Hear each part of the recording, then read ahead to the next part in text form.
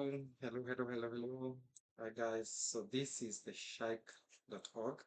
Shike is the safe haven for African immigrants in Canada. And we are a platform that is geared to giving people information that is supposed to help you in your immigration process. So today we are going to tackle an easy yet fairly confusing situation, and that is you furthering your education here in Canada.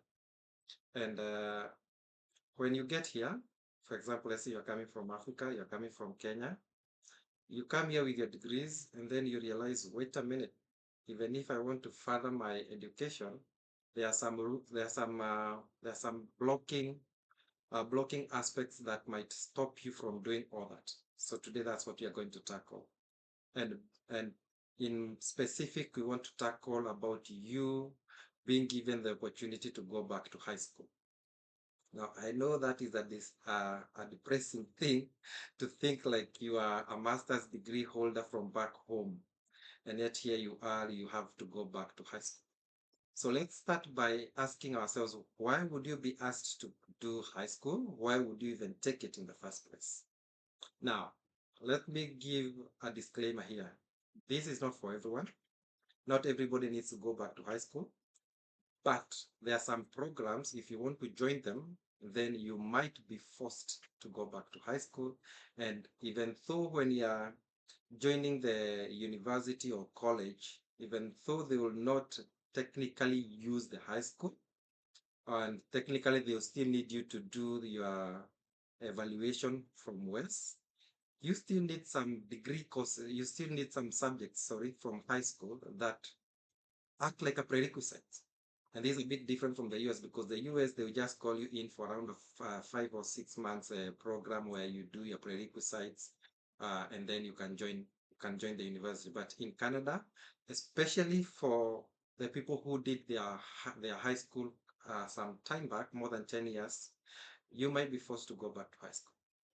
And the high school that you join is not the typical high school that you know of. So don't be worried that you'll be sent to go and school with kids. No. So here they have adult learning centers. And the adult learning centers are geared to help grown ups who want to take specific subjects from high school to help them with their college or their university uh, uh, courses that they want to take. So when you go to the high school, there are a couple of things that you need to take heed. Number one, even before you take that journey to the high school, can you first go to the college that you want to join or to the university that you want to join and tell them, hey, my name is Sam and these are my credentials from back home. I did this degree, I did a master's in this, and now that I'm here in Canada, I would want to take this and this program. What are your requirements? Do I need to do high school or do I just wait for the enrollment period to come? Now, once you do this, most likely they'll still send you to the high school. But the cool thing is that they are sending you with specific instructions. Go and take this subject, go and take this subject, go and take grade 11 or go and take grade 12. And then you'll know whether you're taking grade 12 university or grade 12 college, because I've seen people mess themselves up. When I took my high school like a year ago, and we were schooling with some people, and then you're in a class with them, but they are taking college and you're taking university and you're in the same class, and then you ask them, why are you doing college? And they're like, I didn't know. I thought it's the same thing. And like they say, ignorance is no defense. So nobody will protect you out of it. You'll be done with your 1 year program and then you realize that, wait, I wasted my years. And time here runs fast. So the reason why I'm doing this video is to save you that time. So when you're going back to high school, ensure you know exactly why you're going back. And then when you do that, try to broaden your career choices. Don't just stick to, like, I want to do healthcare. Don't just go there and do this specific subject and then leave everything else that you would have taken within the same time. I mean, you have an opportunity of taking like three subjects per quad, and a quad is around 2 months. So take as many as you can. I would even advise you to take university courses because then it means that you can either apply for college and for university. So let me give you an example to help you understand better. If you want to go and do nursing, and that was not the degree that you did back home, and you did it some time back like I did, then when you go to the high school, you need to go and take biology, you need to go and take chemistry, you need to go and take mathematics, you need to go and take English, and some two other university courses that are on offer.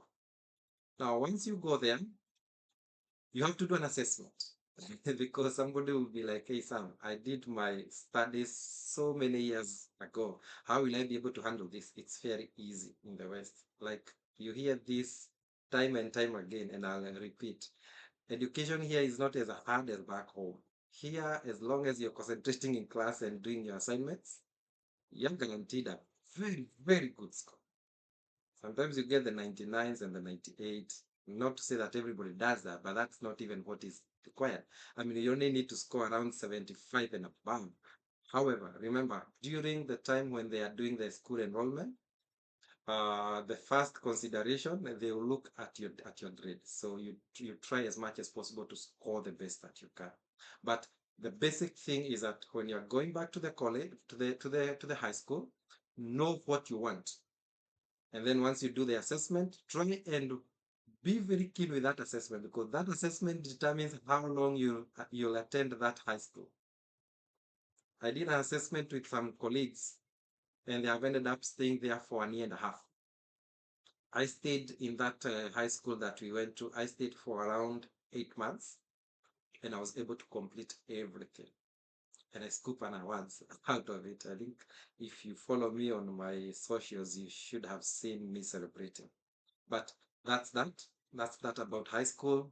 I'm wishing you all the best. Education here is very key, not for everyone. So you don't have to come here and decide that you have to do studies. But for those who do, they never regret it. God bless you. I wish you all the best in your Canadian immigration journey. This is Sam reporting for theshike.org. You can see us in our website. We share a lot for the people who are here already and for the people who are aspiring to come. It's good to have a feel of what you're coming into before you get a surprise. Karibuni Canada, mbele iko sawa.